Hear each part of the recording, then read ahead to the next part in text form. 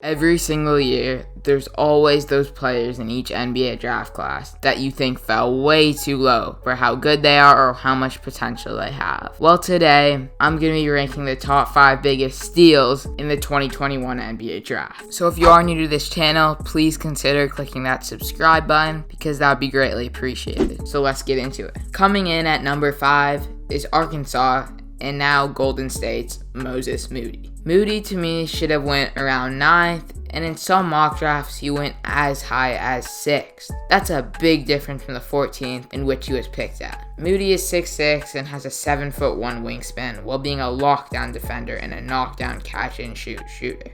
So pretty much an elite 3-and-D player. So you're probably thinking, how does a 3-and-D player deserve to go this high? Well, to put it plainly, he's on the Warriors, a team that's trying to contend. A 3-and-D guy is always useful, but on a team that's trying to contend, they become even more useful. If it wasn't for the fact he was on the Warriors, he probably wouldn't be here, but because he is, he deserves a spot on the draft steals list. So coming in at number 4 for me is Keon Johnson from Tennessee. Originally, I had Keon around the 8 to 15 range, and some even had him as high as 7. He fell all the way at 21 though. That's insane. Keon has got crazy upside. He's a 6'5" shooting guard and has a 6'7" wingspan. What's impressive is his athleticism.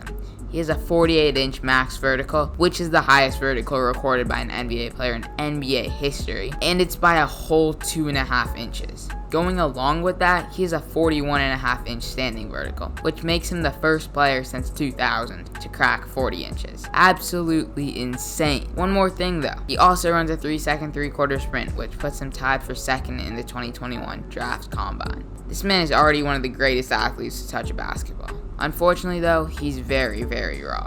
His jump shot is iffy and he can't really handle the ball. This really brought his stock down. The Clippers selecting him at 21 is pretty much them gambling on him developing those skills. He's a great defender, so at least you're getting that. But if he does gain ball handling and a jump shot just like Kawhi did when he came into the league, he's gonna be elite. So purely based off potential, he is not at all a player that should fall all the way to 21st. At number 3 for me is Jaden Springer, who's also from Tennessee. Jaden Springer is a prospect that I didn't really look into, but from what people have been saying, he fell way too low. Springer is definitely a guy that is super raw at the moment. In college, he only averaged 12.5 points while being an irregular starter. But he's got upside. Springer's a 6'4" guard with a 6'8" wingspan and is quite the athlete, being strong, agile, and a leaper. At the moment, he's a great defender, averaging 1.4 steals per game, and has some great playmaking potential. He definitely needs to work on his jump shot, but that will come with time. He's also got the fact that he's only 18 going for him, allowing him a lot of time to grow as a player. Coming in at number 2 for me is Sharife Cooper from Auburn. I know, most of you guys have him as the number 1 steal of the draft, but to me, if he legitimately fell 31 spots than predicted, clearly NBA teams know something that we don't. Similar to Bulbul, Sharife is a 6'1" guard who only weighs 165 pounds. In college, he averaged 20 points, 8 assists, and 4 boards for the Tigers. He scores most of his points by being quick and having a great handle. I mean, it works. He scores 20 a game. He definitely has great talent and is a great player, but most are questioning if his size will translate well to the NBA. But since he was picked at 48th, I don't think you can go wrong. And finally, coming in at number 1 is the NCAA's Final Four most outstanding player,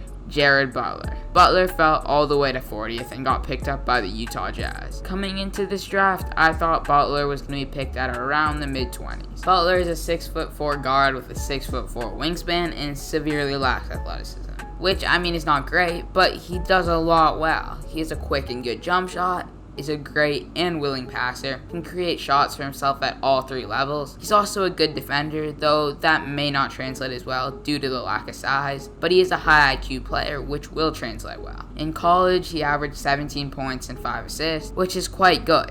This is not a guy that should be picked at 40th. He ranks above Sharife for me purely because I think this is the case where GMs actually just pass on him and not like Sharife where it seems like something else is going on. So that is why, in my opinion, Jared Butler is the biggest steal in this draft, and the Jazz should be fortunate to grab a player of this caliber that late in the draft. So that's all I have for you today. If you did enjoy, please consider subscribing, and peace.